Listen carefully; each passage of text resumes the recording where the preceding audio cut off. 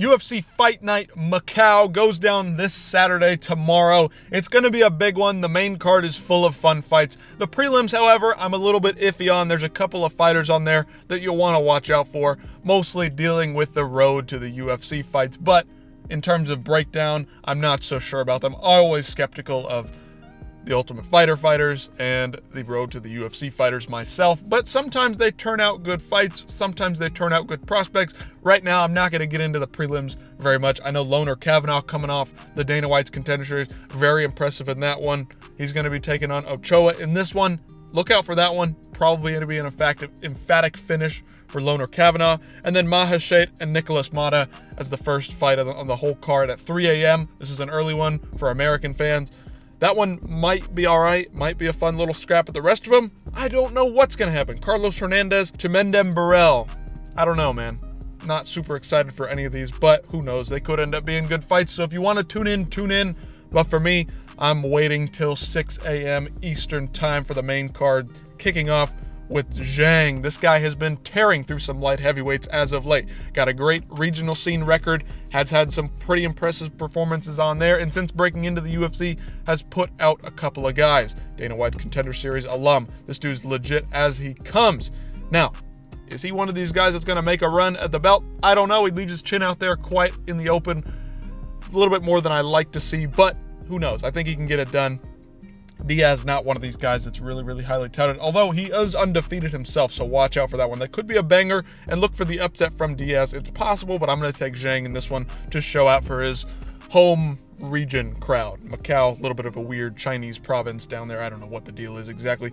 But we got Ozdemir, Volkan himself, coming back, Mr. Timeless, and Carlos Ulberg. This one's going to be an absolute banger. 2 top 8 guys in the light heavyweight division. This is going to be a fun one.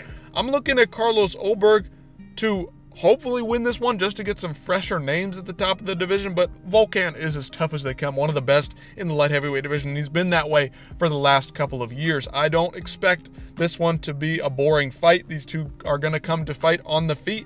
It's going to be fun no matter which way you slice it. And then Kong Wang, obviously the Joker herself, she has a win over Valentina Shevchenko in either Muay Thai or kickboxing, I can't quite remember, but she had an emphatic win in her last fight. She's taken on, I don't know, Gabriela Fernandez, I think is her name. I don't even know. It's not that great of a fight here. Wang Kong, they're looking for her to jump up the rankings, get a win in her home country, home region, whatever there in that one. But Wang Kong, look for her to get another knockout here, likely. But you know what? Women can't always carry that power from fight to fight. We don't know what she's going to do in the striking realm in this one. Is Gabriela Fernandez going to be too evasive and avoid that power? I don't know. If you're going to stand in front of Wang Kong, no, she does have that power through and through.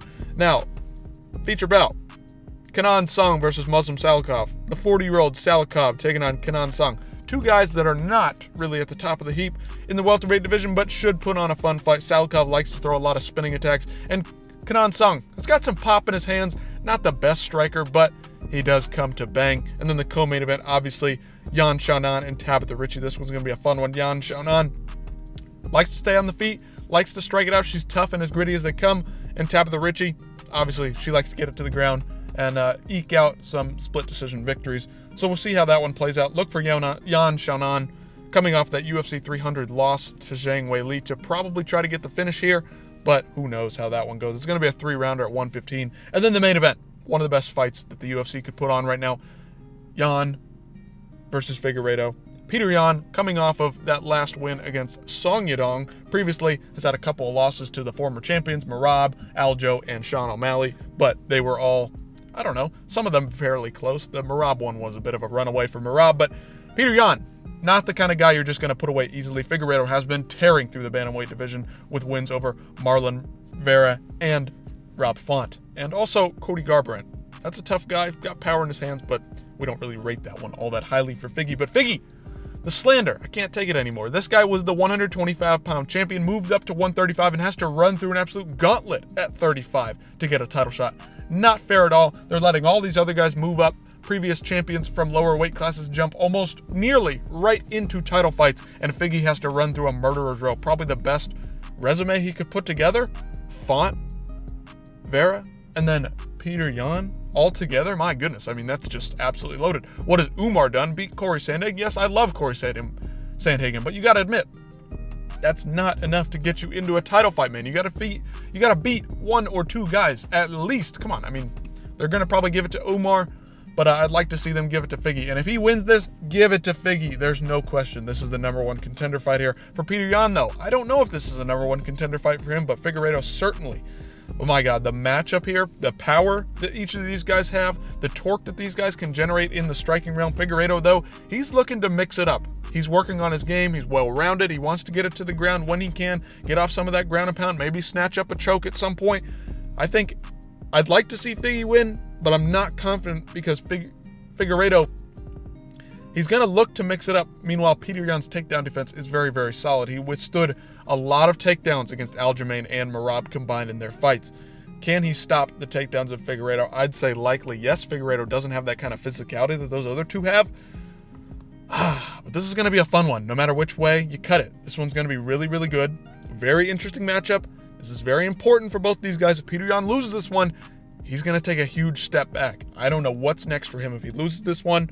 Very, very high stakes in this one. And for Figueiredo, #1 contender fight. Absolutely no doubt in this one. Let me know what you guys think about this card from top to bottom. I'll be tuning in for the main card. Prelims, I'll probably go back and rewatch them if they're good fights. Obviously, like I said, road to the UFC, not always going to play out the way that I want it to. I want to see these guys put on great performances. They very rarely ever impress me going forward. And that's nothing to do with these fighters or anything against them. It's just the road to the UFC doesn't seem to be as high level of a test as they think it is, much like the Ultimate Fighter. Dana White's Contender Series is where it's at right now. But let me know what you guys think about this. Are you going to tune in for the whole card or just the main card? It's an early one for us in America. So let me know what you guys think about the whole card top to bottom, and I'll see you in the next one.